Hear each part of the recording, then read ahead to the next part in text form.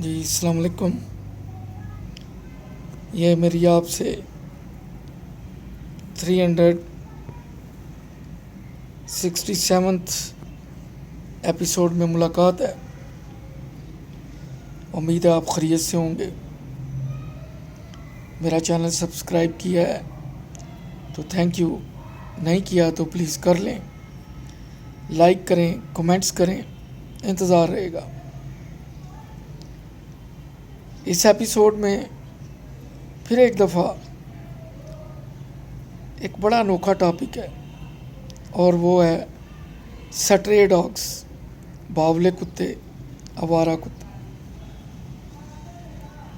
ویسے تو شہریوں کو مختلف محکموں کے رحم و کرم پہ چھوڑ دیا گیا ہے، لیکن ستم ظریفی یہ ہے کہ آوارہ کتوں کے رحم و کرم پہ بھی چھوڑ دیا گیا ہے. کہتے ہیں جی یورپین یونین والے کہتے ہیں جی کتوں کو نہیں مارنا چاہیے، سرے عام پھانسی نہیں ہونی چاہیے. ڈاکو سرے عام گولیاں مار کے چلا جائے، پرواہ نہیں ہے. ٹرین میں سرے عام لوگ جل جائیں حادثے میں، پرواہ نہیں ہے. ایم این اے کانسٹیبل کو سرے عام گاڑی کے نیچے رون دے، اس کی پرواہ نہیں ہے. اگر ڈاکو کو سرے عام پھانسی دی جائے تو NGOs میں کھلبلی مچ جاتی ہے. اور ستم ظریفی یہ ہے کہ اگر کتوں کو زہر دیا جائے تو جانوروں کے حقوق کی خلاف ورزی ہوتی ہے. عجیب منطق ہے. جانور انسانوں کو کاٹیں جن کی ویکسین بھی دستیاب نہیں ہوتی، باولے کتے بشک لوگوں کو کاٹیں، اس پہ کسی کو کوئی اعتراض نہیں ہے. لیکن اگر کتوں کو تلف کیا جائے تو ہماری امداد بند ہو جائے گی، ہماری بات چیت بند ہو جائے گی، ہمارے ریلیشن خراب ہو جائیں گے. کیونکہ جو 2% اشرافیہ ہے ان کے بچے یورپ میں ہیں، وہاں پڑھتے ہیں، ان کے کاروبار وہاں ہیں. 98% جو شہری یہاں رہتے ہیں، جو غریب ہیں، جو ان باولے کتوں کا شکار بنتے ہیں، ان کو تو اسٹیک کوئی یورپ میں نہیں ہے.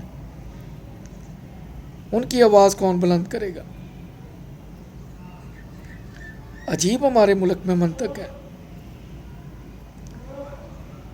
جو گواہ بنتا ہے اسے مار دیا جاتا ہے، جو ملزم ہوتا ہے اسے چھوڑ دیا جاتا ہے. ڈاکو قتل کر کے بھاگ جائے، زندہ باد. شہری پکڑ کے ڈاکو کو ماریں تو جتنے بھی ہیں، پچھلے واقعے 6 7 8 10 ہوئے ہیں، وہ سارے اندر. عجیب منطق ہے. چلو وہ تو انسانوں کا معاملہ ہے، یہاں تو کتوں کے لیے بھی خصوصی تحفظ ہے. یعنی کتے کی قدر ہے کہ آپ باولے کتے کو یا آوارہ کتے کو زہر نہیں دے سکتے، شوٹ نہیں کر سکتے. ہاں شہری کو آپ مار دیں، 15 16 کو مار دیں، کوئی پرواہ نہیں. کوئی یورپی یونین، کوئی NGO نہیں آواز اٹھائے گی. روڈ کے اوپر ایک وین میں 18 مسافر جل جائیں، کسی کے سر پہ جوں نہیں رینگتی، کوئی نہیں بولتا. کتوں کو بچانے کے لیے پتہ نہیں یہ بیرون ملک کے لوگ کہاں سے آ جاتے ہیں. کشمیر میں ظلم ہو رہا ہے،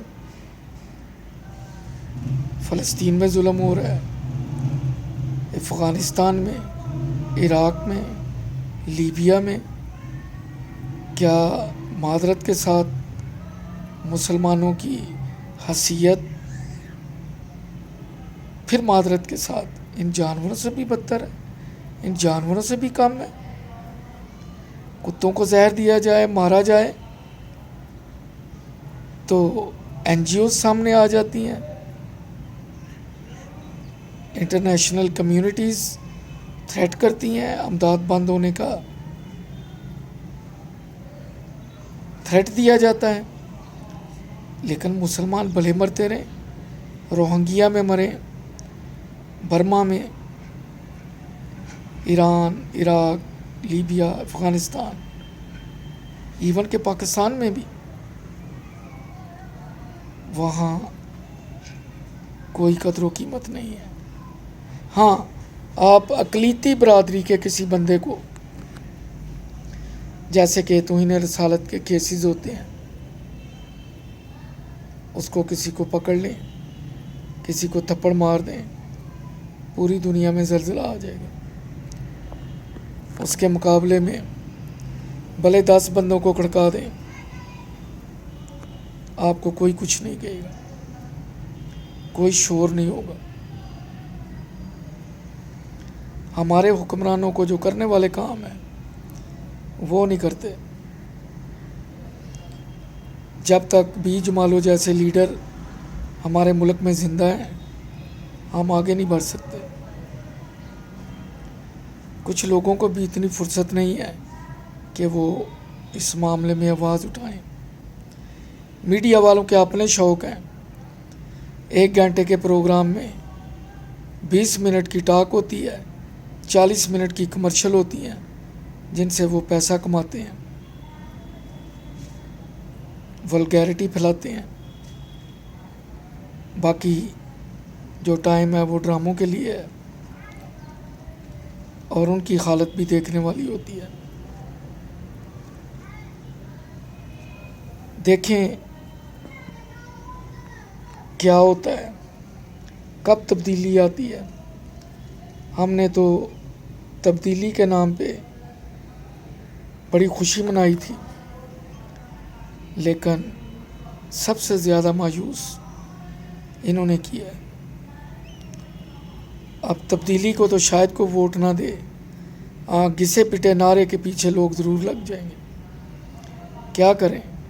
مجھے تو اتنا پتہ ہے کہ میں نے جو چٹھی لکھی ہے اپنے ضمیر کی آواز کی، وہ آج تک جس کو میں نے لکھی ہے اسے نہیں پہنچی۔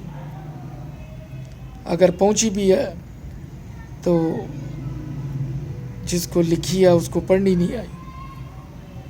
اگر اس نے پڑھی بھی ہے تو عمل کرنے سے پہلے ہی اسے 2.5-3 سال بعد یا مار دیا گیا ہے یا فارغ کر دیا گیا۔ میری چٹھی، میرے دل کی آواز آج تک کسی نے نہیں پڑھی۔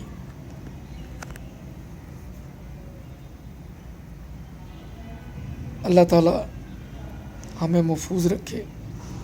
ہمیں اپنے معزز ریاستی ادارے پاک و فوائد سے بڑی امیدیں وابستہ ہیں۔ انہیں ان کے کان مروڑنے چاہیے، کیونکہ یہ سارے کام ملکی مفاد میں ہیں۔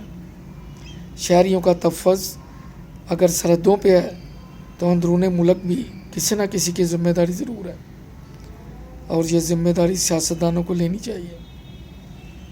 دوران گفتگو کوئی جملہ ایسا تو معذرت چاہوں گا۔ اپنا خیال رکھیے، مجھے دعاؤں میں یاد رکھیے۔ کسی نئے اچھوتے موضوع کے ساتھ پھر ملاقات ہوگی۔ اللہ حافظ۔